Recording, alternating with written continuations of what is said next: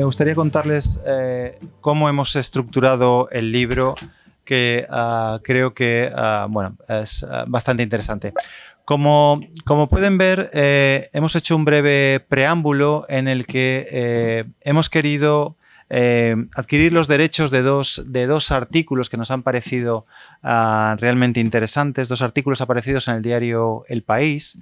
El primero de ellos por Joaquín Estefanía, que yo creo que muchos de ustedes lo conocen porque es un habitual de las tertulias televisivas, fue director del periódico El País, es economista de profesión, es también periodista, evidentemente. Y yo creo que hace poco, en septiembre del año pasado, hizo un artículo en el que hacía un análisis para mí muy acertado de uno de los hechos que habían marcado esta década, que evidentemente desde el punto de vista sanitario no somos ajenos.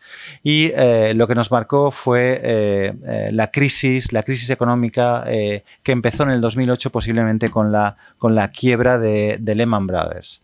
Lehman Brothers era un gigante, hay que recordar que era el cuarto banco de inversión, que a partir de ahí sucedieron una serie de hechos, hubo una intervención por parte de la administración norteamericana y que el sistema capitalista, tal y como lo conocíamos, estuvo a punto de sucumbir.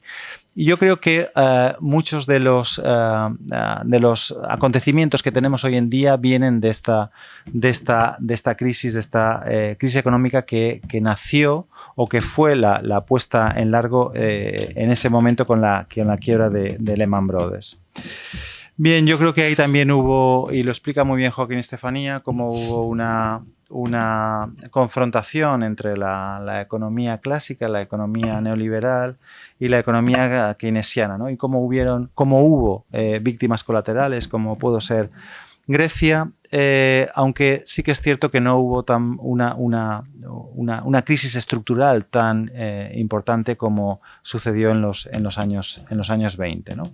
Pero bien es cierto que gran parte del autoritarismo, de los nacionalismos, de los populismos que vivimos hoy en día vienen sin lugar a dudas de esta crisis que sufrimos y que nos marcó la década, y que yo creo que es interesante recordar, porque la sanidad también se vio afectada como no podía ser de otra forma. El segundo de los artículos es de Emilio de Benito, que es uno de los, también del diario El País, es uno de los periodistas de salud del diario El País. Yo creo que hace un recorrido bastante interesante de cómo han sido estos 10 años en salud en nuestro país, ¿no? Cómo, a pesar de recuperar la inversión que teníamos previa a la crisis, hay muchas cifras en listas de espera, en número de camas, etcétera, etcétera, que no han recuperado, que no han cicatrizado como deberían cicatrizarse. Bien, yo creo que estos son dos artículos que sirven para centrarnos en el tema. Y luego ya entraríamos en lo que es el libro en sí, ¿no? El primero de los capítulos tiene un título un tanto intenso, es mío, en el que dice: son los resultados estúpidos, pero los que importan de verdad los pacientes. Esto viene de la famosa frase que creo que muchos recordarán, en la que en la campaña electoral de Bill Clinton contra Bush padre remarcaba la importancia de la economía. Y que sorprendentemente ganó Clinton a Bush padre, que esto fue una sorpresa. Bien, ¿por qué he cogido este título? Porque creo que lo que tenemos que intentar sobre todo es aportar resultados, y resultados que importen a quién, resultados que importen a los pacientes. Esto es lo realmente interesante, y poner en la ecuación estos resultados que importen a los pacientes en función de los costes. Yo no me cansaré de repetir que podemos darle vueltas siempre a muchísimos resultados, pero los que importan son los que nos dicen los pacientes que son interesantes para ellos. y recordar que si vamos a tener algo en común todos nosotros es que siempre vamos a ser todos pacientes antes o después, los que no lo hemos sido ya, evidentemente. Bien, continuamos por un capítulo que a mí me parece fantástico y que tenemos a uno de los intervinientes hoy en la mesa, que es el doctor Poveda, que como saben ustedes es tengo a mi derecha, es el jefe de servicio de farmacia hospitalaria del Hospital La Fe y que bueno, yo creo que la farmacia hospitalaria ha sido una de las especialidades que ha sabido reubicarse de una forma magistral, ¿no? Y que del foco en el medicamento ha cambiado al foco en el paciente y lo ha hecho de una forma muy interesante. Y les animo a que lean el capítulo porque acaba con un poema de Walt Whitman, que es uno de los poetas que ha marcado a gente tan diversa como Pessoa, como Cardenal, como García Lorca, etc. Yo creo que es un artículo muy interesante y a continuación el doctor Poveda nos hará un breve repaso de lo que ha sido estos 10 años de farmacia hospitalaria. A mi izquierda luego tenemos su capítulo del doctor Gisterri. El doctor Gisterri para mí es una de las personas claves que hemos tenido en la sanidad española en estos 10 años, junto con el doctor Poveda, junto con el resto de intervinientes en esta mesa, porque ha situado, yo creo que en otro escalón, la atención primaria. Ha marcado, él es el presidente de Semergen, ha marcado de una forma clara la importancia de la investigación en la atención primaria de una forma como antes no se había conocido. Yo creo que, más allá de esto, que puede ser el aspecto más reconocible, les animo a que lean su capítulo. Es un capítulo que puede ser un tanto... iba a decir depresivo no es la palabra, crítico realista, ¿no? Yo creo que realista, ¿no? Porque a pesar de la importancia que tiene la atención primaria es fundamental para tener una sanidad de calidad. Y si no le damos la importancia que debe tener, los recursos que debería tener, evidentemente el sistema se resiente. Y el sistema se resiente fundamentalmente, entre otras cosas, por esta atención, por la falta de medios de esta atención primaria. Tenemos también un capítulo de Arantxa Unda, que yo creo que es realmente interesante, la revisión que hace sobre el Big Data sanitario. Arantxa es la CEO de Sigesa, es una empresa que analiza datos para mejorar la gestión sanitaria y a pesar de que todos estamos convencidos de la importancia del Big Data sanitaria, su capítulo también nos sitúa, nos ubica en el momento cero de esta explosión del Big Data sanitaria, cuando muchos de nosotros creemos que el Big Data ya tiene cierto recorrido. Bueno, ella yo creo que hace un análisis bastante interesante de lo que puede suponer, ¿no? Y yo creo que lo pone en valor, también lo relativiza con la famosa ley de Amara, ¿no? En la que dice que cuando viene una tecnología nueva siempre sobreestimamos a corto plazo e infraestimamos a largo plazo lo que puede suponer esta nueva tecnología, en este caso el Big Data sanitario. Bien, tenemos capítulos de César Hernández, tenemos capítulos de Rafael Bengoa. Rafael Bengoa, recordarán ustedes que fue consejero de Sanidad en el País Vasco, fue asesor de la administración Obama, senior fellow de la Universidad de Harvard. Yo creo que hace una reflexión muy interesante sobre los muchos planes que se hacen, los muchos diseños que tenemos encima de la mesa y la poca implementación que se han hecho en estos 10 años. Les animaría también a leer el capítulo de Manuel García Goñi, es vicedecano en la Facultad de Económicas de la Complutense, sobre la importancia de la farmacoeconomía en nuestros días, de Concha Boqué, hematogeriatra del ICO. Afortunadamente, la hemato-oncología está adquiriendo muchísima importancia porque llegamos a más edad y llegamos a más edad con patologías, y afortunadamente en estos últimos 10 años hemos tenido avances importantísimos en determinadas patologías como el mieloma, leucemias linfáticas, etcétera, que yo creo que son que aportan mucho valor a a la calidad y a la cantidad de vida que se puede ofrecer a la población. Me gustaría hacer una mención especial a Antonio Bernal. Antonio Bernal es conocido por todos los compañeros que me acompañan en la mesa. Falleció, fue el presidente de la Alianza General de Pacientes, no superó el segundo trasplante de hígado por su hepatitis C. La verdad es que falleció mientras estábamos en proceso de edición del libro. Afortunadamente, bueno, tenemos sus palabras y yo creo que bueno, es una contribución muy importante y de la que estamos bueno, muy orgullosos en el libro. Tenemos también aportaciones en otros capítulos como psoriasis, como osteoporosis, como diabetes, que parece que siempre no es una patología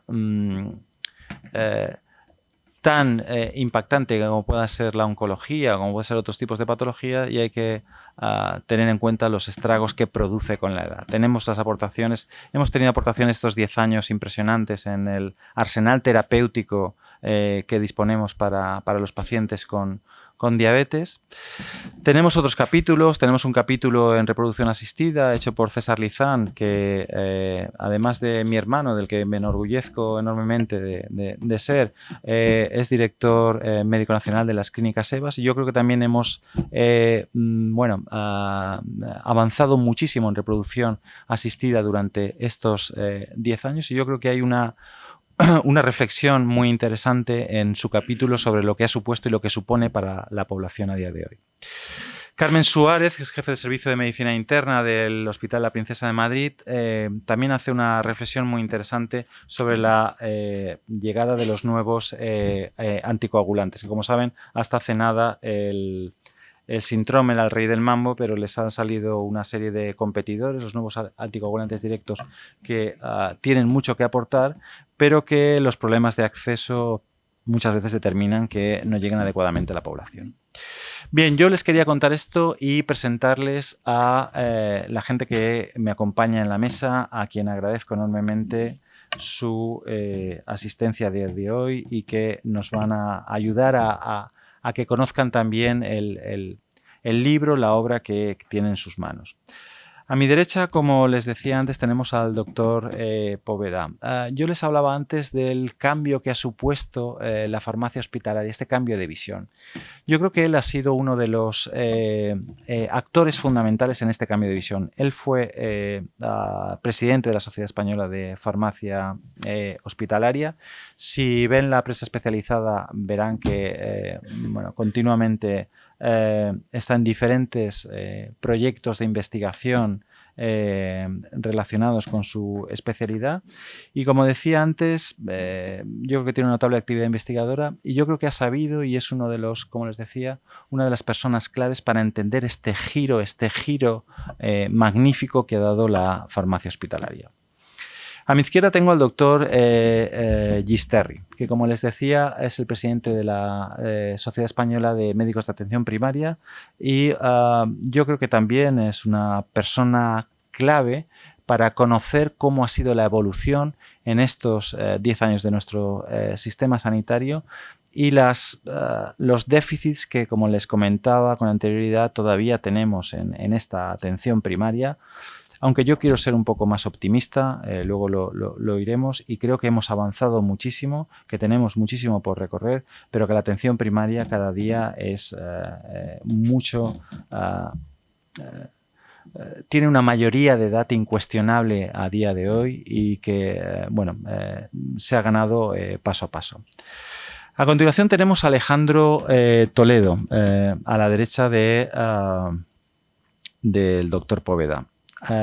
No podíamos tener una mesa así, y yo no entiendo ningún foro en el que no haya un representante de los pacientes. Yo creo que si se han dado pasos en estos 10 años ha sido gracias al asociacionismo de determinadas alianzas, de determinadas asociaciones de pacientes que le han dado una mayoría de edad a los pacientes. No se puede hacer una medicina ilustrada, todo para los pacientes, pero sin el paciente. Los pacientes son los actores principales de toda esta historia y no podemos seguir hablando de una medicina centrada en el paciente sin saber qué opina el paciente. A día de hoy, la única comunidad autónoma que incorpora a los pacientes con diferentes pegas, pero que incorpora a los pacientes en procesos de acceso, en discusión, es Cataluña. Es decir, las demás no tenemos en ninguna incorporada a los pacientes, ¿no?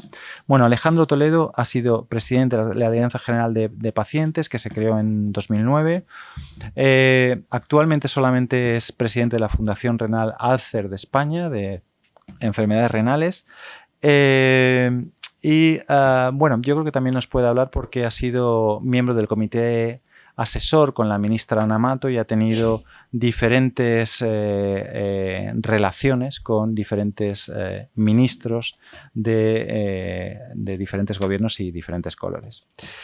Y a la derecha, para finalizar, tenemos al profesor Juan Vicente Sánchez. El profesor Juan Vicente Sánchez es catedrático de Fisiología y actualmente es el director del Departamento de Medicina de la universidad en la que nos encontramos. Si yo tuviera que definir a Juan Vicente Sánchez, lo definiría como una persona polifacética, prolífica, curiosa, la verdad es que es sorprendente. He visto hasta que tiene un artículo que yo creo que me lo comentó en algún momento en la Revista de Occidente, que como saben se fundó en los años 20 por Ortega y Gasset. Y el título de este artículo es un oxímoron en sí mismo, el espacio de la libertad en el determinismo, que yo creo que da para hablar en otro momento. Hace poco la editorial National Geographic también le pidió coordinar y publicar un volumen que se llamaba La memoria, las conexiones neuronales que encierran nuestro pasado y cómo la memoria determina lo que conocemos de nuestro pasado y cómo puede predecir nuestro futuro. Es difícil encuadrar lo que puede o no puede. Yo le he dado libertad absoluta porque hablar con él es una sorpresa continuamente. Bien, yo sin más les agradezco de nuevo estar aquí y les dejo a continuación con el doctor José Luis Poveda. Bueno, pues muchas gracias a todos ustedes por estar hoy aquí en esta presentación de un libro. La presentación de un libro siempre me parece algo prodigioso, ¿no? Pero encima si resume lo que ha sido una década, ¿no? Con este título, La década prodigiosa, pues es para acompañar a amigos, ¿no? Yo tengo la suerte de conocer a Luis desde hace bastante tiempo y probablemente por eso también esas palabras, ¿no? Yo creo que sí, estamos en ese momento de reflexión de esa década prodigiosa, ¿no? Que de vez en cuando conviene pararse, ¿no? De tomar un poquito de respiro, ¿no? Coger y ver la vista atrás un poco para ver el camino recorrido, ¿no? Leía recientemente el cantautor Andrés Calamaro, decía: si 10 años después te vuelvo a encontrar, no te olvides que soy distinto de aquel, pero casi igual, ¿no? Bueno, en 10 años hemos cambiado bastante, ¿no? Unos más, otros menos, pero sí es bueno reflexionar un poco de dónde nos han llevado esos cambios, ¿no? Y con esta perspectiva que también lleva el tiempo. Además, tengo la suerte también de acompañarme en esta mesa, pues, de grandes profesionales, pero sobre todo de grandes amigos que hemos compartido durante mucho tiempo, ¿no? Ahora estaba mirando y digo, claro, hace tiempo que no nos vemos, ¿no? Pero ¿cuántos nos hemos visto, ¿no? En los últimos 10 años en algo que se llamaba el AVE, ¿no? Que, por cierto, hace 10 años no estaba todavía, ¿eh? Estaba mirando ahora en internet y digo, mira, el AVE se inauguró, el AVE Valencia... 17 de diciembre del 2010. Pues aquí lo tenías, ¿ves? Te voy a haber consultado a la fuente en vez de a Wikipedia, que lo tenía aquí al lado. Pues así que nos tenemos que emplazar para la próxima reunión. La próxima cena va a ser o comida va a ser el 17 de diciembre para celebrar las veces que hemos tenido la oportunidad de intercambiar opiniones, ¿no? Porque es verdad que esta década prodigiosa se ha construido, desde luego, con muchos de los agentes que hoy están aquí en este libro, pero básicamente porque creo que es lógico también reconocer un cambio de toda la perspectiva de lo que es el paciente y su incorporación en el sistema, ¿no? Como veces decía también Antonio, no es el centro, esperemos no ser por lo menos la diana, ¿no? Y se han hecho unas palabras de referencia a Antonio Bernal, que en paz descanse, ¿no? Y yo he tenido también la oportunidad de compartir con él también algunos momentos. Y bueno, aparte de lamentar desde luego su fallecimiento, ¿no? Pues tengo que reconocer que ha sido una de las personas que en una situación comprometida, muy complicada, justamente con la hepatitis C, también fue un hito para resaltar en esta década prodigiosa, en una intervención que hice sobre la necesidad de racionalizar la estrategia de la hepatitis C en términos de la incorporación de los medicamentos y lo que era el conjunto de pacientes según su gravedad. No todo el mundo lo entendió así y la verdad es que yo tengo que agradecer, estés donde estés, pues que me echaras un cable, ¿no? Porque poner sentido común a veces es bastante complicado. Así que bueno, pues por eso y por tantas cosas, pues muchas gracias, Antonio.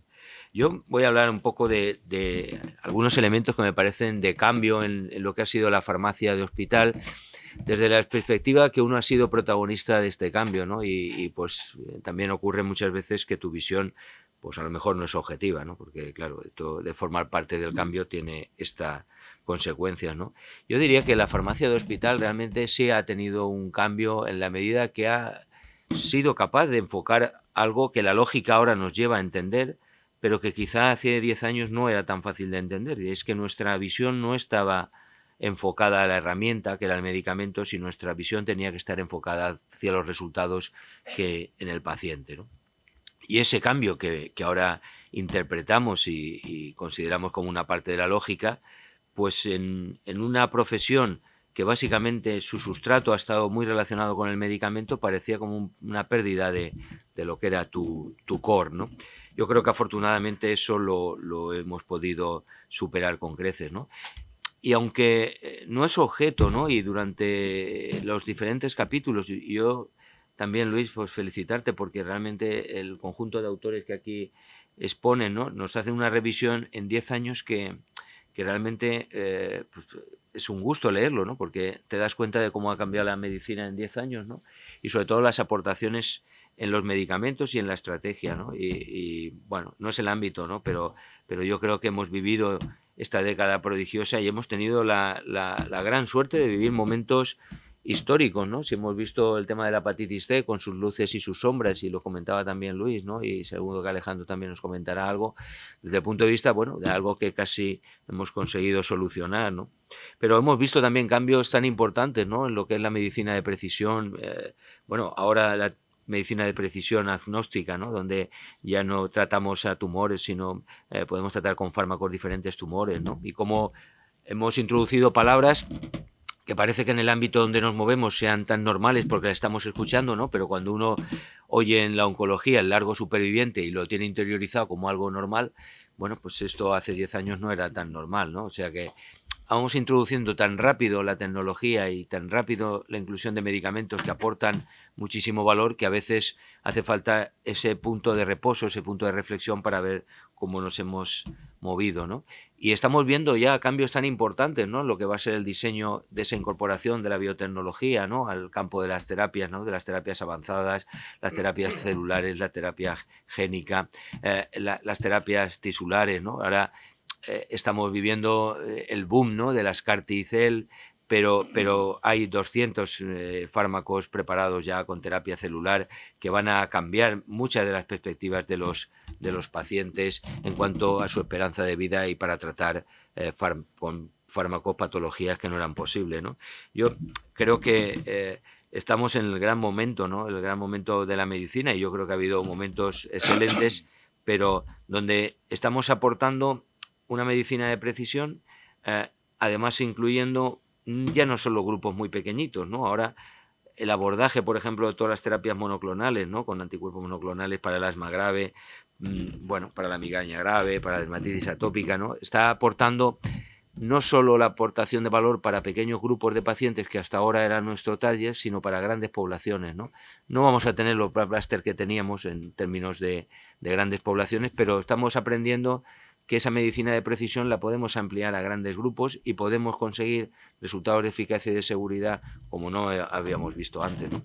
Para nosotros eso ha sido un cambio desde el punto de vista de la farmacia, ¿no? Hemos interpretado ese cambio desde el punto de vista de nuestras propias competencias, nuestro conocimiento del medicamento, ¿no? Pero hemos querido ir algo más, hemos acompañado ese conocimiento en crear un sistema de utilización de medicamentos dentro de los hospitales que diera, bueno, equidad, que diera calidad, que diera seguridad, ¿no? El medicamento está bien, ¿no? Pero si en el ámbito que lo utilizas no es adecuado, pues los resultados tampoco son buenos.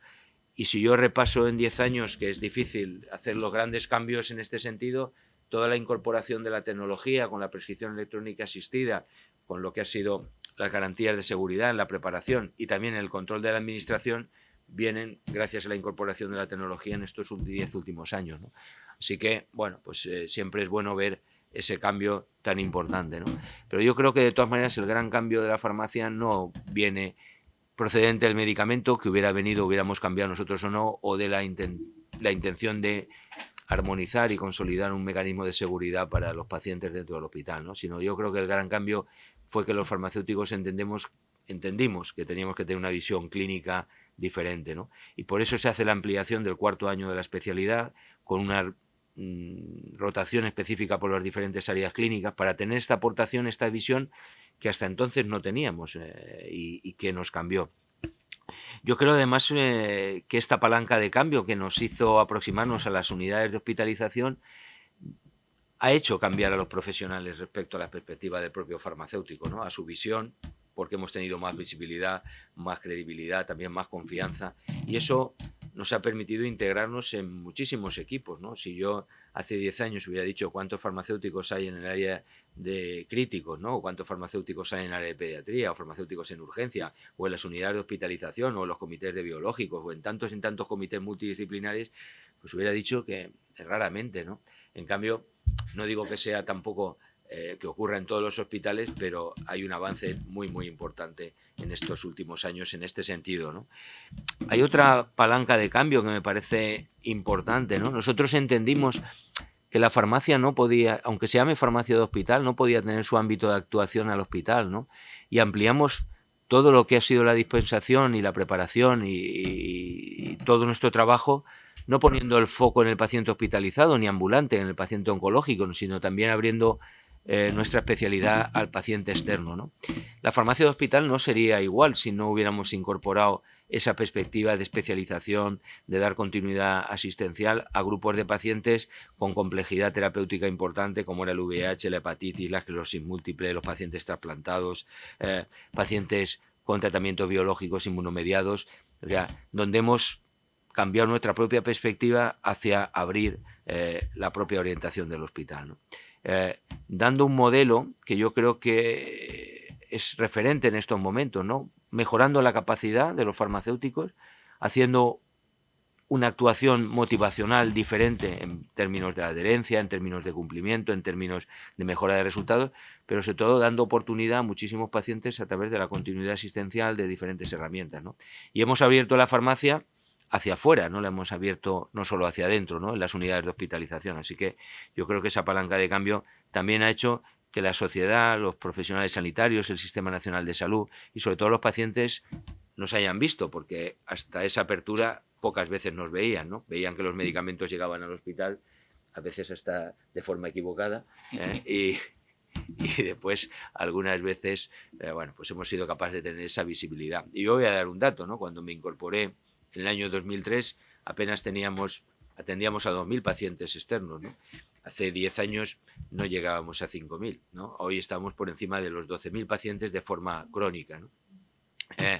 Nosotros en estos momentos vemos más a los pacientes que lo ven los profesionales, los médicos, ¿no? Entonces, porque es así, o sea, tienen que venir cada mes, cada 2 meses, ¿no? O sea, tenemos un punto de intervención con los pacientes que ya los propios profesionales médicos no tienen por las características del sistema, ¿no? Así que creo que esa incorporación también ha sido estupenda, ¿no? Y no solo hemos tenido una incorporación, sino hemos decidido que nuestro ámbito de actuación no iba solo a ser el paciente, sino los diferentes entornos, ¿no? El entorno sociosanitario que tanto nos preocupa, la situación de atención primaria con el paciente crónico polimedicado, ¿no? Y el grado de intervención que podemos hacer con una medicina que tiene que ser más predictiva y, bueno, más personalizada, ¿no? Así que yo creo que se han hecho grandes cambios, ¿no? Y todas estas palancas de cambio, ¿en qué se han traducido? Pues hombre, yo creo que se han traducido desde luego en una visión diferente del farmacéutico del hospital, en una credibilidad por parte del sistema también muy diferente y en la participación en muchos órganos que probablemente no hubieran sido posibles, ¿no? todo el proceso de selección y evaluación de medicamentos en un entorno tan complejo como el que estamos viviendo y el que vamos a vivir, porque no van a venir medicamentos más baratos, o sea que van a venir grandes innovaciones terapéuticas, pero al mismo tiempo con grandes costes, va a necesitar de profesionales que aporten mucho conocimiento, mucho valor a lo que es esa selección, a esa priorización, ¿no? Y yo estaba repasando ahora, mientras hacía las notas un poco de la presentación, y decía, bueno, en estos momentos la directora de la Agencia Española del Medicamento es farmacéutica de hospital, la subdirectora de cartera básica de servicios es farmacéutica de hospital, 4 de los 7 miembros del comité asesor de financiación de medicamentos son farmacéuticos de hospital y dentro del comité de asesor del ministerio 1 es farmacéutico de hospital. Si a mí me hubieran dicho hace 10 años que viendo ese mapa hubiera encontrado algún farmacéutico de hospital, no me lo hubiera creído, pero lo que era la realidad es que no encontrábamos a ninguno, ¿no? 10 años más tarde, pues hay bastantes farmacéuticos de hospital en puntos clave, ¿no? Y eso seguramente lo hemos construido a lo largo de estos 10 años, como a lo largo de muchos más. Muchas gracias.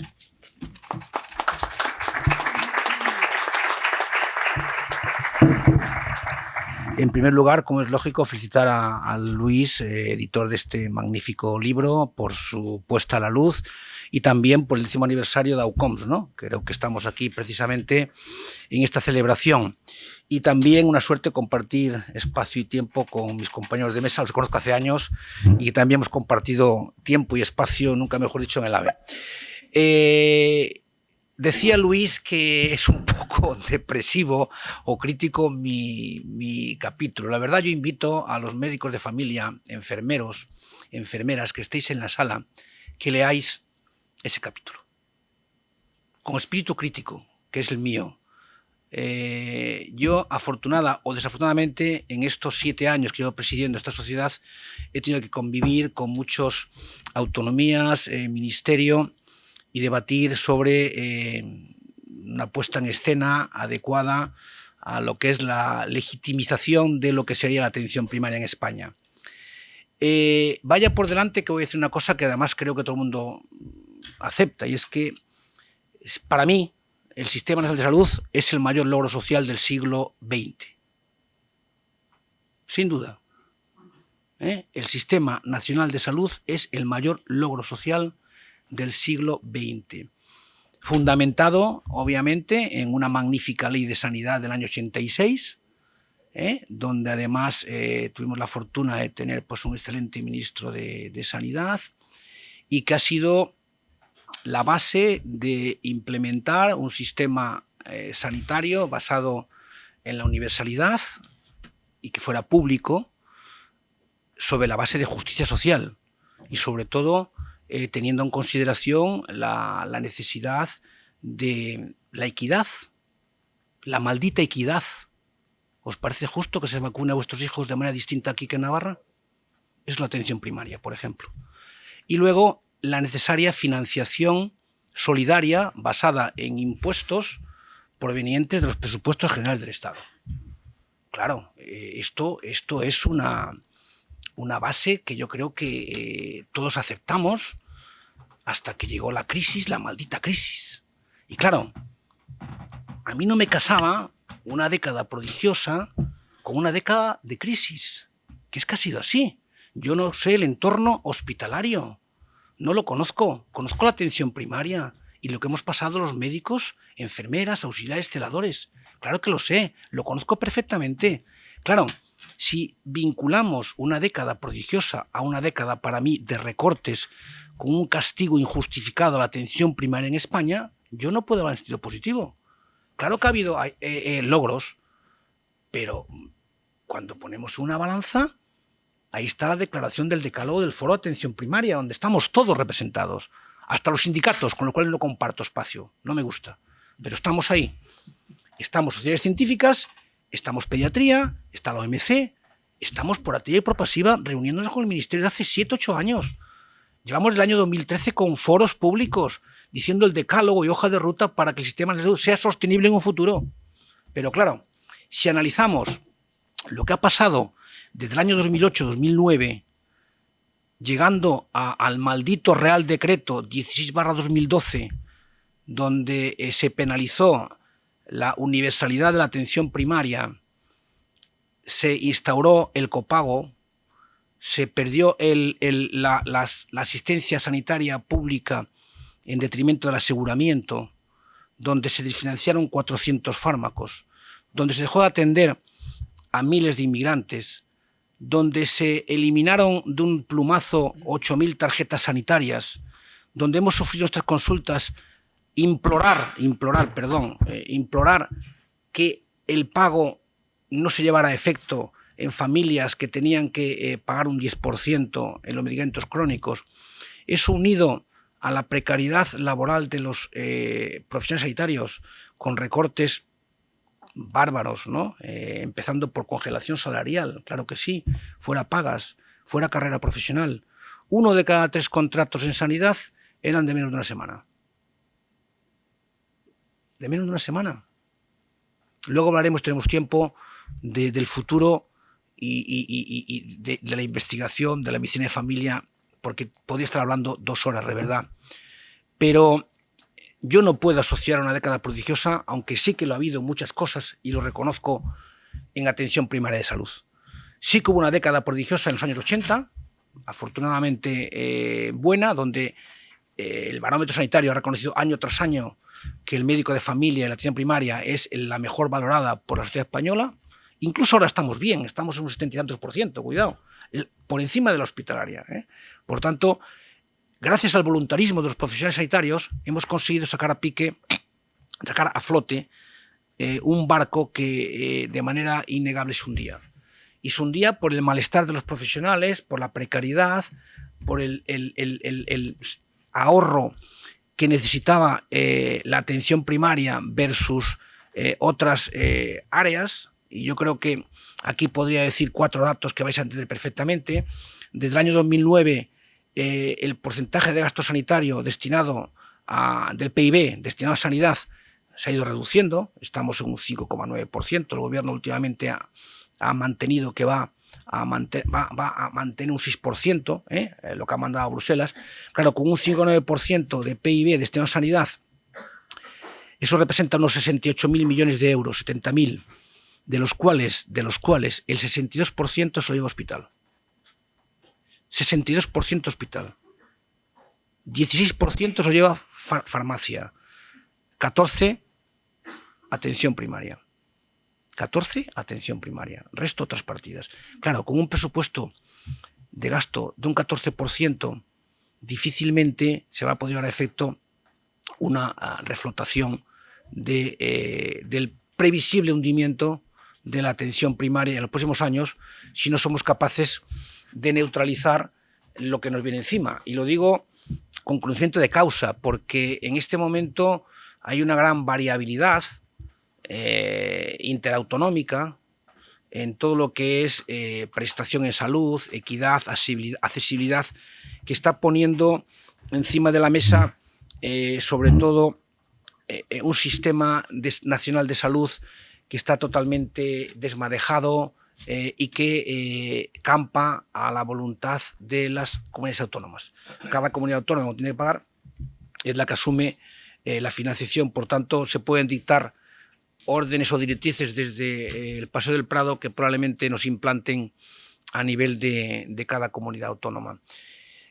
Bien, esto en el plano económico, esto unido a la falta de reconocimiento del profesional en base a responsabilidad, a competencia, a productividad, a dedicación. No es justo que se incentive de manera distinta al que lo hace bien o al que lo hace mal. Yo no pido que se despenalice al que lo hace mal, pero lo que pedimos es que se reconozca al que lo hace bien. En este sistema no lo hay. Si trabajáis en primaria, no hay un sistema de reconocimiento más de la responsabilidad a competencia, a productividad. No lo hay. Por tanto, se están generando muchísimas dudas, celos y problemas incluso que a veces se neutralizan por el voluntarismo y la profesionalidad de los propios sanitarios o agentes de salud. Claro, si esto lo unimos que en atención primaria estamos reivindicando desde hace muchísimos años la legitimidad de la profesión, que de una manera lógica es acceder a través del prestigio que genera la universidad y las facultades de medicina. Llevamos rogando y con el mazo dando al Ministerio sobre la necesidad de educación y de sanidad, la necesidad de reconocimiento pleno de la medicina de familia en este país para que esté en igualdad de condiciones con otras especialidades. La creación de departamentos, áreas de conocimiento específico. En España, aunque afortunadamente se ha avanzado mucho en lo que es la impartición de la medicina de familia, no la siguen impartiendo médicos de familia, geriatras, cirujanos, etcétera, con todo el respeto para ellos. No tenemos un cuerpo de evidencia, un cuore de intelectualidad, materia gris, para poder penetrar en la universidad y constituir departamentos de medicina de familia. Si fuéramos capaces de prestigiar la medicina de familia como otros países, probablemente en este país los médicos de familia o los egresados de las facultades, cuando van a presentarse al MIR, presentarían mucho más interés por la medicina de familia. ¿Sabéis cuántos piden MIR, piden medicina de familia en este país? Este año, por ejemplo, entre los 2.000 primeros había 17. Hemos reclamado que hubiera un aumento de plazas MIR, un sistema nacional de salud eficiente, como dice la OMS, para que funcione, debe tener al menos el 50% de médicos en atención primaria. En este momento somos 35.000 versus 73.000 de especializada.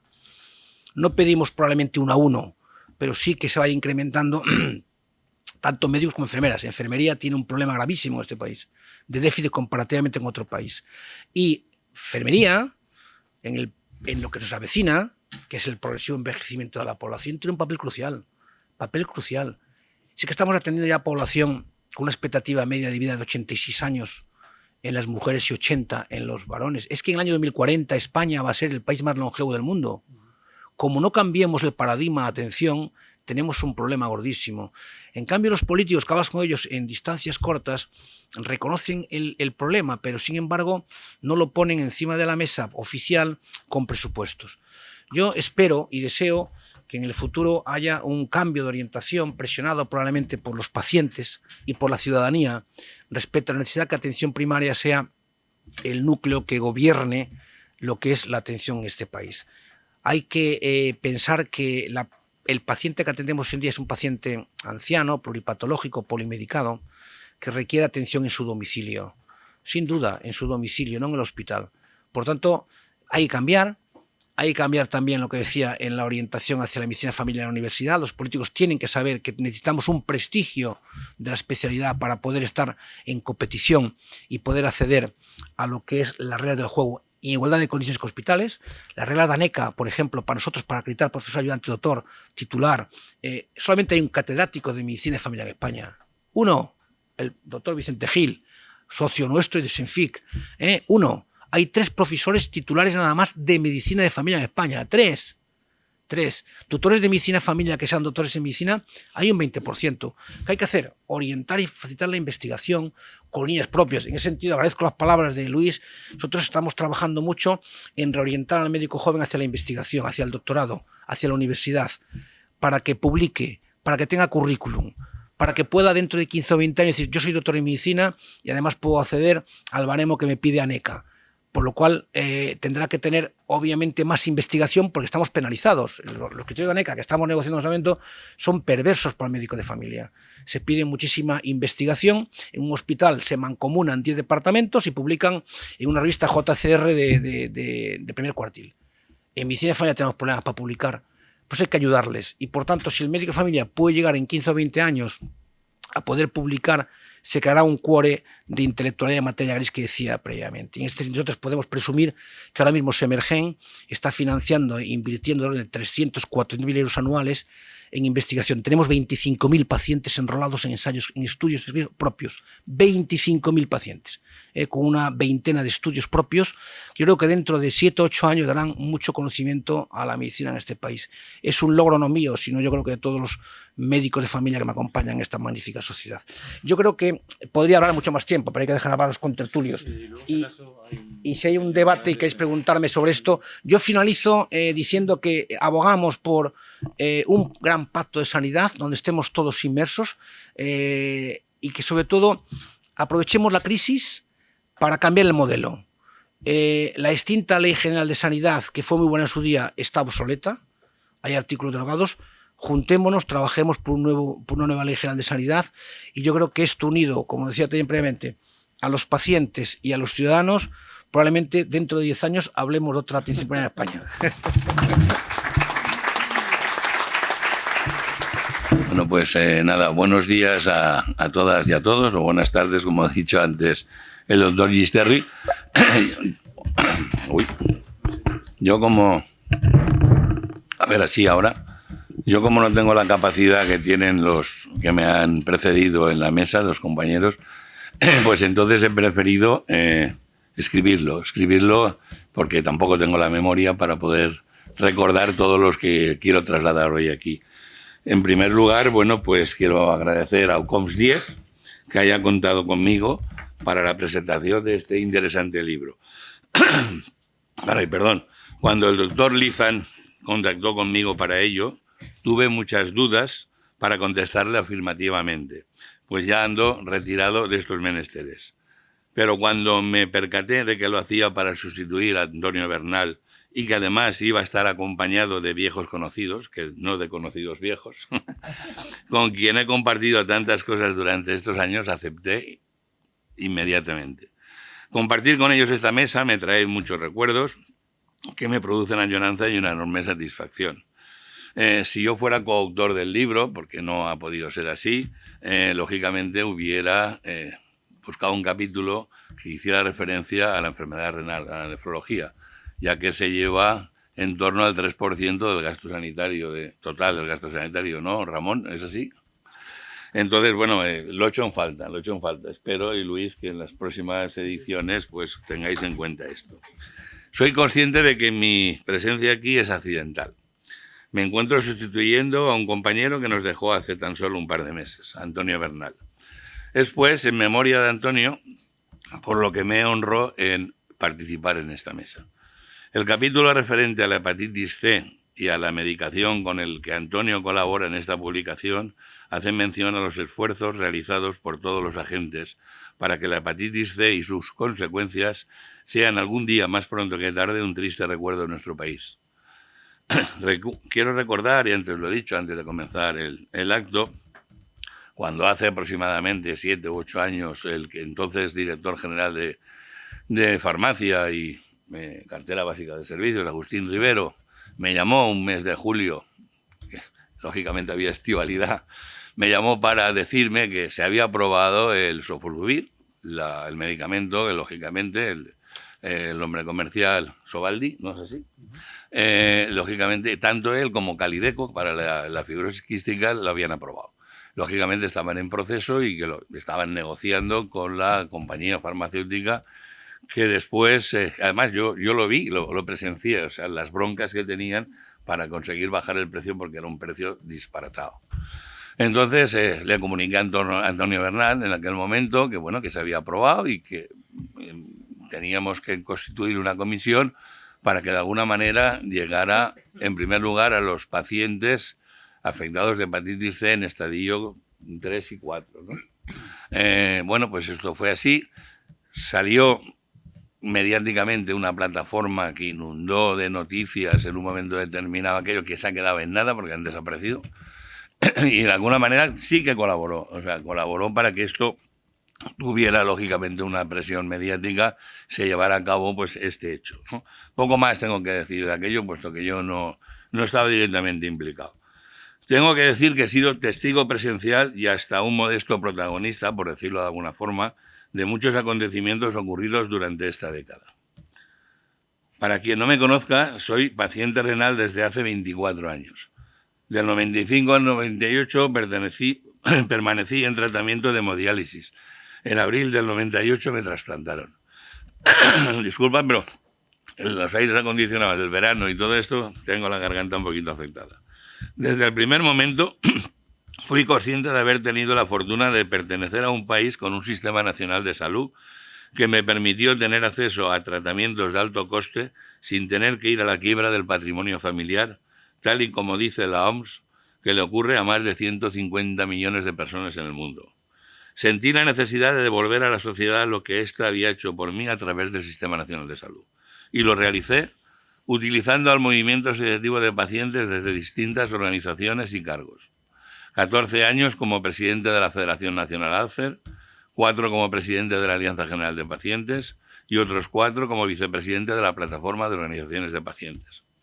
He formado parte del Consejo Asesor del Ministerio de Sanidad y como patrono de varias fundaciones. Actualmente, ya de vuelta de todo, presido la Fundación Renal Alzheimer España desde hace 17 años y formo parte de varios consejos asesores, como el Monitor de Reputación Sanitaria, con quien comparto con Emilio de Benito también esta misión, y el grupo de expertos en biótica de la ONT, por ejemplo. Seré sincero, no he leído el libro en su totalidad, pero sí lo suficiente como para tener un criterio muy positivo del mismo. Espero poder hacerlo este verano tranquilamente y de forma... creo que se puede convertir en una guía útil para administradores, profesionales y ciudadanos, pacientes, que sirva para valorar de dónde venimos, dónde estamos y dónde queremos ir. Me ha hecho recordar momentos y situaciones críticas, dolorosas y muy difícil explicación cuando los recortes nos llevaron a los distintos copagos, desfinanciaciones, reducción de personal y camas e importantes sacrificios a profesionales y pacientes que todavía planean sobre nosotros con el consiguiente aumento de mortalidad. No quiero ser negativo, esta década nos ha traído también cosas positivas, muchas de ellas están reflejadas en el libro, terapias innovadoras, etc. Pero muchas cosas buenas se han quedado por el camino y mucho me temo costarán en recuperar. Una de las cosas que han empeorado durante esta década y que es motivo de preocupación en muchos ámbitos, especialmente entre los pacientes, son las desigualdades en el acceso a distintos tratamientos en función del código postal. No se puede ser paciente de primera o de segunda dependiendo del lugar donde se resida, tal y como explica Rafael Bengoa, creo que es, no sé, en Cataluña 1.200 euros por habitante y año, referentes al País Vasco que tiene 1.700 euros. Esto es inasumible.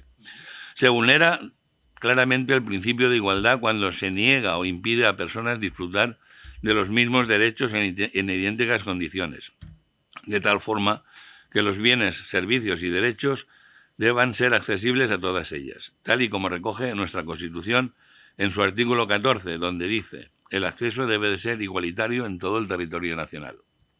Además, lo más importante es, si la salud es un derecho, tal y como reconoce nuestra Carta Magna, el paciente debe de ser el destinatario de todos los esfuerzos y recursos destinados a recuperar, si es posible, la salud de todas las personas enfermas. Artículo 43, derecho a la protección de la salud.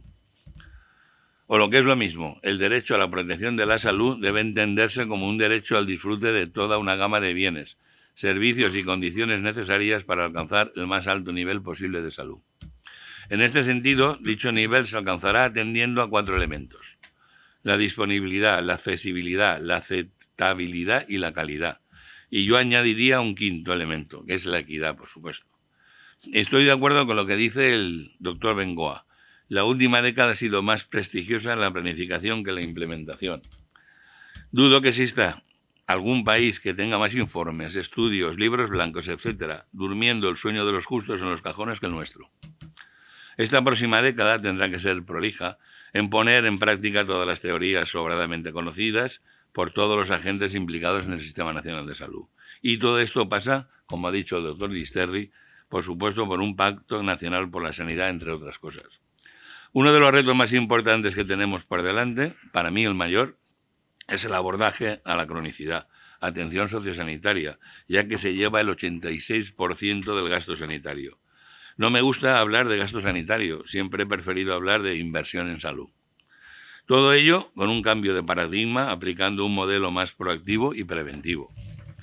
Escuché recientemente algo que me llamó la atención sobre cómo debería de ser la sanidad en nuestro país. Y creo que debe de pivotar sobre 5 P's, que tengan que ser una sanidad predictiva, preventiva, participativa, personalizada y poblacional. Uno de los resultados negativos que nos ha dejado estos años de crisis y recortes ha sido la deshumanización en la práctica clínica. Los que tenemos relación con ella de forma continua desde hace años, tristemente lo podemos comprobar de forma fehaciente. Espero y deseo que en años venideros esto sea corregido por el bien de todo el Sistema Nacional de Salud. Durante estos 10 años hemos escuchado reiteradamente eso de que el paciente está en el centro. Todavía no he podido averiguar a qué centro se refiere, si es al centro de salud, al centro de especialidades o a qué centro. Porque si se refieren al centro del sistema, mi opinión es que todavía queda mucho camino por recorrer. Sí que es cierto que hemos avanzado bastante si se tiene en cuenta desde el punto de partida. Se necesita una auténtica vocación política para que la participación ciudadana en el Sistema Nacional de Salud sea una realidad. Se debe hacer legislando en ese sentido y que los representantes legales de los pacientes tengan la oportunidad de estar en aquellos lugares donde se toman decisiones que tengan que ver con nuestra salud. Por ley y no por gracia o estética. Es muy bonito poner siempre un paciente en la mesa, ¿no? Esto me hace recordar a nuestro paisano Berlanga cuando hizo la película Plácido. Pongo un pobre en la mesa, ¿no? Pues esto, durante estos años he podido comprobar que siempre es bueno poner al paciente en la mesa, pero como un florero. Y esto yo creo que tiene que cambiar, ¿no? Y lo digo, por ley y no por gracia o estética, ¿no? Es verdad que el movimiento asociativo de pacientes es relativamente joven. Prácticamente comienza con la democracia, cuando los avances en medicina, terapias innovadoras, crearon nuevas expectativas en esperanza de vida, en las relaciones médico-paciente y, por supuesto, con una legislación que otorgaba derechos ciudadanos. Hace aproximadamente 16 años, en Barcelona, se inicia el movimiento asociativo de pacientes como tal, en la primera línea que en otros países de nuestro entorno, proclamando como irrenunciables una serie de derechos a partir de una posición protagonista dentro de los sistemas sanitarios. El Convenio Internacional de Oviedo, del 1997, y la Ley de Autonomía del Paciente del 2002 daba soporte a nuestras reivindicaciones. Desde entonces ha ido emergiendo un tejido asociativo cada vez más plural y abierto, y a pesar de sus limitados medios, ha ido haciéndose más presente en la sociedad y en el Sistema Nacional de Salud. Mi paso durante estos años por el movimiento asociativo me ha dejado un claro convencimiento, y es que la representación de los pacientes en el Sistema Nacional de Salud, para que sea auténtica, debe hacerse desde organizaciones muy democráticas, profundamente transparentes y absolutamente independientes, que no dependan de nada ni de nadie y que sean auténticamente del dominio de los pacientes. Y, por supuesto, que tengan como objetivo fundamental promover los derechos de los pacientes, ejercerlos en condiciones de equidad y igualdad, mejorar la calidad de vida de quien sufre una enfermedad y sus familias a través de reivindicaciones como esta. Y voy acabando ya. La reforma de la Ley Básica de Autonomía del Paciente, del 41/2002, para incluir un nuevo capítulo destinado a reconocer y garantizar los derechos colectivos de participación, de información y de formación. La inclusión de la representación de los pacientes en el Comité Consultivo del Consejo Interterritorial del Sistema Nacional de Salud y en órganos similares de las comunidades autónomas. La modificación de la Ley de Enjuiciamiento Civil para posibilitar el ejercicio de acciones colectivas. La regulación de los registros de pacientes a efectos de ensayos clínicos y de seguimiento de resultados en salud. La participación en los planes, programas y medidas para la humanización en la asistencia sanitaria centrada en el paciente activo. La garantía de la atención sociosanitaria hasta el final de la vida y la regulación de la asistencia domiciliaria o institucionalizada de las personas con discapacidad dependientes o frágiles. La participación de los pacientes a través de la Ley sobre la muerte digna y la elaboración de un informe anual del Consejo Interterritorial sobre equidad en el acceso a las prestaciones sanitarias. Y otras muchas que, por no alargar mi intervención, obviaré, pero que contribuirían indudablemente a cambiar de forma importante la calidad asistencial del Sistema Nacional de Salud. Y ya para concluir, en definitiva, si de verdad nos creemos eso de la centralidad del paciente en el Sistema Nacional de Salud, les diré lo que he escuchado anteriormente y que he venido repitiendo durante muchos años. Nada sobre los pacientes sin contar con los pacientes. Muchas gracias y enhorabuena por el libro.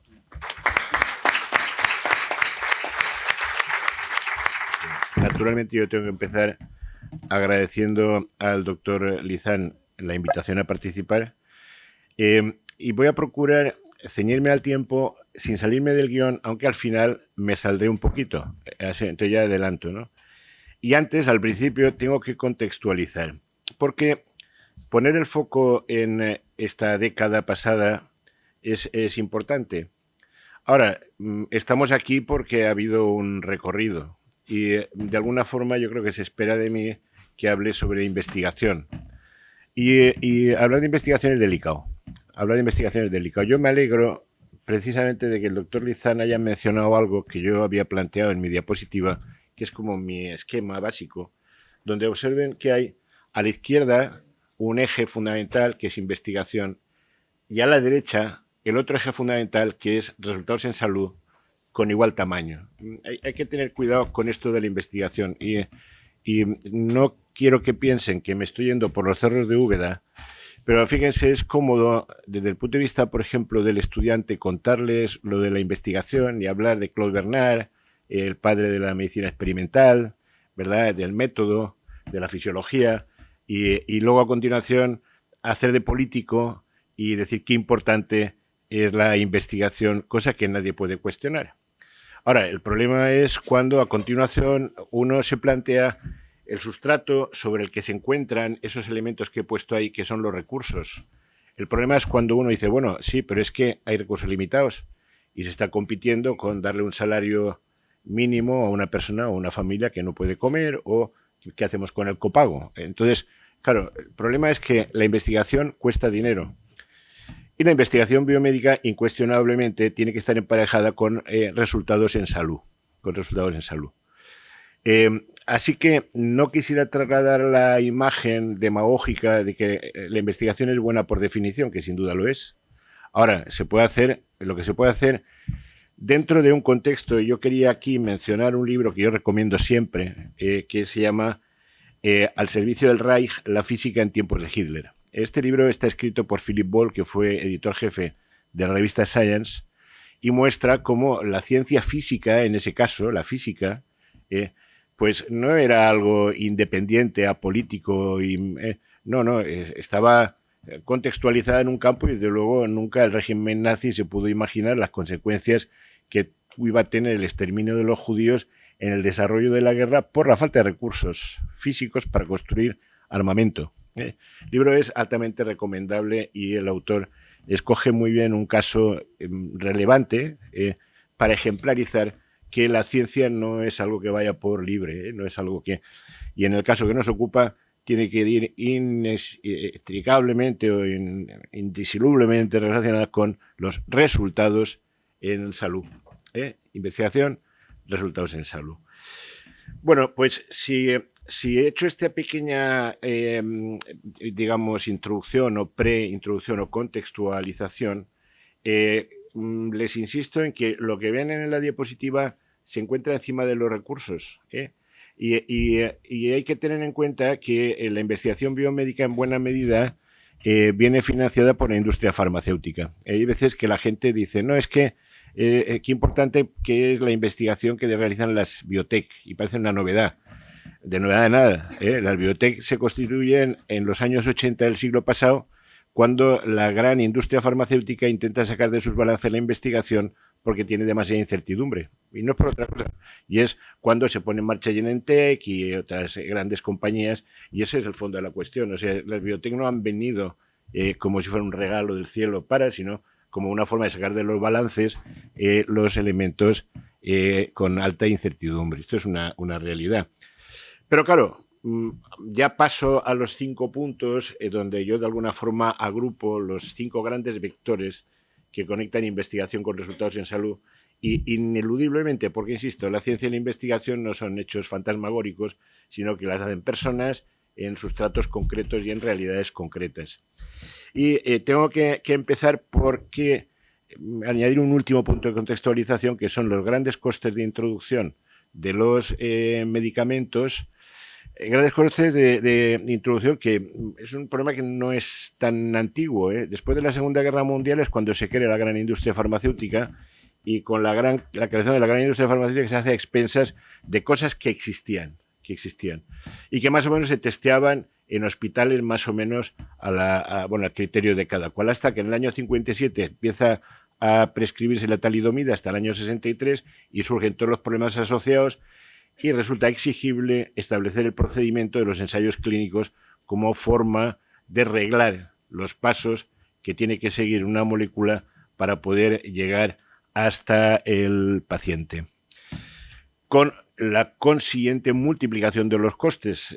No voy a entrar aquí en detalle, cada uno de esos puntos que ven ustedes ahí podría ser objeto de una charla si se quisiera, pero puede estimarse en algunos miles de millones de dólares o de euros poner una molécula en la calle. La pregunta es, ¿y eso quién lo tiene?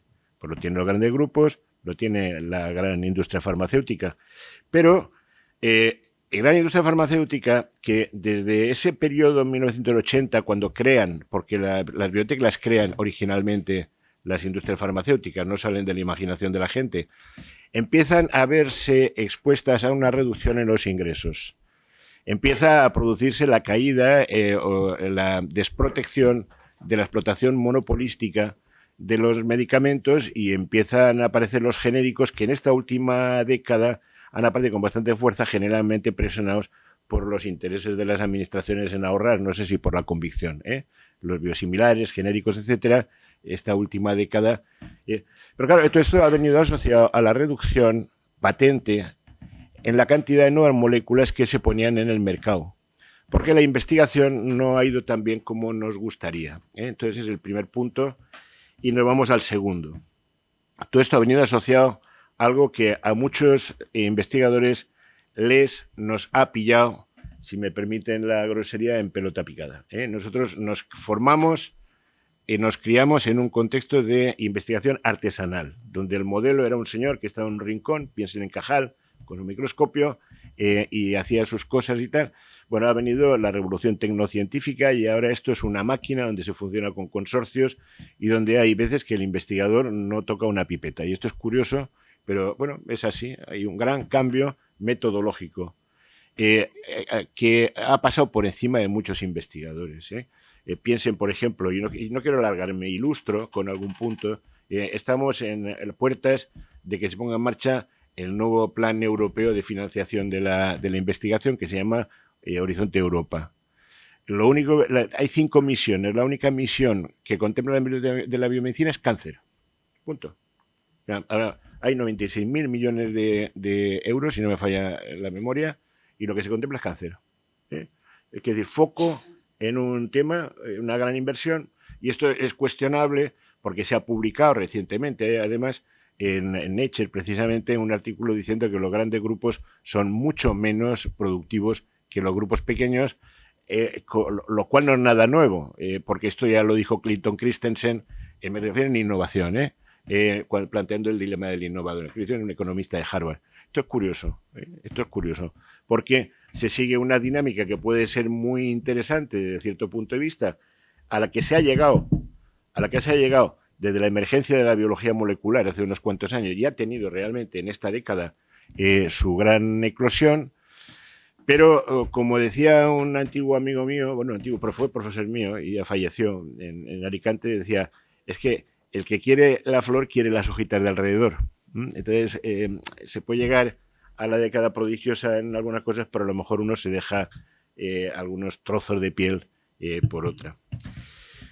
El tercer punto central ahí es algo que se ha mencionado, que se menciona y que puede pensarse que no afecta a la investigación. No es verdad. Y no es verdad porque hay investigación epidemiológica y porque obliga a planteamientos, por ejemplo, en el ámbito farmacéutico. Es el de la evolución demográfica. Evolución demográfica que conduce a la cronificación, evolución demográfica que obliga a algo que en los ensayos clínicos no se planteaba.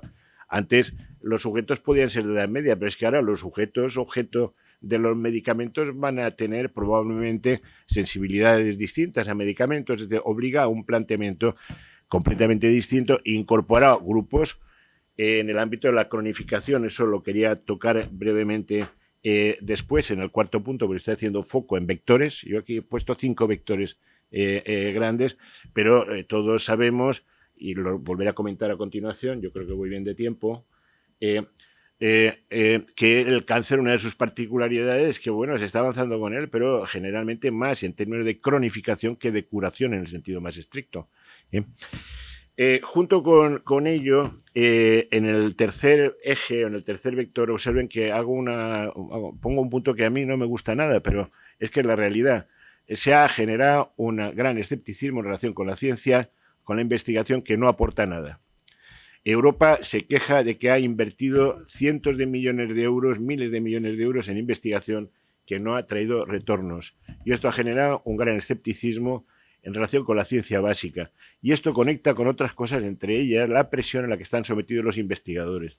Está publicado también en el mismo medio hace un par de años que aproximadamente el 50% de la investigación biomédica que se hace no es reproducible. No es reproducible. Esto es muy grave. Esto es muy grave. Pero está publicado. Un estudio serio y que cuestiona pues toda una serie de cosas que se deben tener presentes cuando se habla de investigación. Pues yo estoy hablando de investigación, pero de los vectores que le afectan. Naturalmente, incuestionablemente, junto con la deriva demográfica, que ya se ha mencionado aquí, hay dos componentes asociados directos, que son cáncer. Claro, cuanto más tiempo vives, más probabilidad tienes de tener una enfermedad. Pues, desde cierto punto de vista, el envejecimiento es un factor de riesgo para este tipo de enfermedades o las enfermedades neurodegenerativas. Se plantean como dos dianas de importancia fundamental, con la particularidad, y como he dicho hace un momento, con cáncer se han venido haciendo progresos significativos, con las enfermedades neurodegenerativas no. Y esto es así de simple. Antes he mencionado los anticuerpos monoclonales, es verdad que han sido muy útiles, por ejemplo, para la esclerosis múltiple, pero es igual de cierto que este año se han cancelado 3 ensayos clínicos con anticuerpos monoclonales para enfermedad de Alzheimer, porque parece que ha fracasado la hipótesis dominante de su patogénesis. Esto es grave. Esto es grave porque los anticuerpos monoclonales se veían como una gran esperanza. Bueno, van bien para unas cosas, en la esclerosis múltiple, evidentemente, probablemente sea el ámbito donde en esta década prodigiosa han funcionado muy bien, pero sin embargo, en el caso, por ejemplo, del Alzheimer, no vamos bien. En el caso de la enfermedad de Parkinson es muy curioso porque cualquier día se podrá tener a los pacientes controlados en términos de sus síntomas motores y sin embargo no se podrá abordar la etiopatogénesis ni la base de la enfermedad porque la desconocemos, así de claro, ¿no? Entonces, ha habido grandes éxitos, pero grandes asignaturas pendientes para la próxima década que esperamos vivirla y tener la oportunidad de decir que también será prodigiosa. Y luego yo no quería olvidar un punto, estoy todavía en el cuarto, 2 detalles. Medicina personalizada y de precisión está en la boca de todos. Pasa un poco como lo que decía un compañero sobre lo de estar en el centro. Pero cuidado con el asunto, porque, insisto, si hay un agente financiador de la investigación en biomedicina es la industria farmacéutica. Y esto es así, guste o no guste, pero esto es así. Pero la industria farmacéutica tiene su estructura financiera basada en los blockbusters. No, es decir, en las cosas que se dan para todo el mundo aunque no les hagan nada, aunque sea placebo. Eso no cuadra con la medicina personalizada y de precisión, que consecuentemente es carísima porque va orientada a personas individuales. Pregunta que yo me hago, ¿serán los sistemas de salud capaces de soportar esa situación? Yo no lo sé. Más en el escenario que estamos. Hace 5 o 6 años, también en Nature, se publicaba un artículo donde se estimaba que en Japón, en el año, creo que es 30, los gastos en el Alzheimer consumieran toda la disponibilidad de recursos del sistema de salud japonés.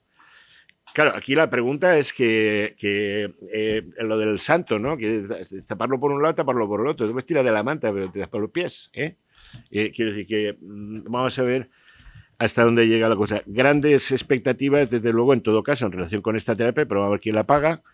Y grandes avances en la terapia génica, y este año pasado ha habido ya un caso, por lo menos que yo sepa, de un medicamento aprobado por la FDA, lo cual es un avance porque la terapia génica nos venían contando hace 30 años que iba a ser el remedio para todos los males. Ha costado 30 años, pero ya va, en esta década, Ya por último, tener en cuenta que nos encontramos en una situación en la que teóricamente compiten por soluciones las vías tradicionales, que serían las moleculares, pero junto con los avances ortopédicos, que dada y gracias a la miniaturización es esperable que rindan efectos. Miren, hace ahora 20 años en Estados Unidos se lanzó el programa ENEVIC, Nano Info Bio y Cogno, que fue copiado por Europa. Estaba completamente inmaduro, pero en este momento han ido madurando las cosas y estamos viendo desarrollo de exoesqueletos, de toda una serie de estructuras. Y yo les voy a dar una primicia, la nanoortopedia. nadie ha oído hablar de la nanoortopedia y nadie ha oído hablar de la ortopedia, pero me lo he inventado yo. Me lo he inventado yo preparándome esto. Quiero decir, la gente estamos hechos a procedimientos ortopédicos pues para problemas generalmente óseos, pero claro, no podemos descartar la utilización de elementos moleculares con un esquema de funcionamiento ortopédico en esta próxima década que yo espero que llegue. Entonces, creo que asistimos hoy al nacimiento de una nueva disciplina, la nanoortopedia, que me lo he inventado yo, no lo ha registrado ni nada. Luego, y con esto yo termino mi exposición. Yo quiero decir que yo quería dedicar 2 minutos a salirme del guión por una razón. Yo no sé, el doctor Lizán no ha mencionado que yo durante 2 años fui director de programas de emprendedores en la Escuela de Organización Industrial, que es una escuela de negocios, depende del Ministerio de Economía. Y conozco ese tema bien. A mí, cuando hace 8 años que llegué aquí, yo vi esta empresa, pues la verdad es que me pareció muy, muy interesante, pero yo soy consciente, porque lo he vivido de cerca, la mortandad y la dificultad de sacar estos proyectos adelante. Más aún, nosotros cuando éramos niños, algunos de los que pero leíamos Asterix, y algunos recordarán aquello de era una aldea gala inexpugnable donde tal. Bueno, pues en este entorno, este Castellón, que de alguna forma es como una especie de aldea gala inexpugnable, pues la verdad es que conseguir que este desarrollo esté vivo, saludable y con el futuro, que yo creo que lo auguro, porque yo creo que ha pasado el peor de los momentos de una startup, ¿no? Es el momento de arranque, ¿no? Yo creo que está estable, con velocidad de crucero y aumentando, tiene mucho mérito, sobre todo aquí, quiero decir, claro, esto en MIT, pues a lo mejor, o en el Silicon Valley, pues, pero aquí tiene mucho mérito, que yo le tengo que reconocer al doctor Lizán y a sus colaboradores, naturalmente, y pues desearles lo mejor, que dure mucho. Muchas gracias.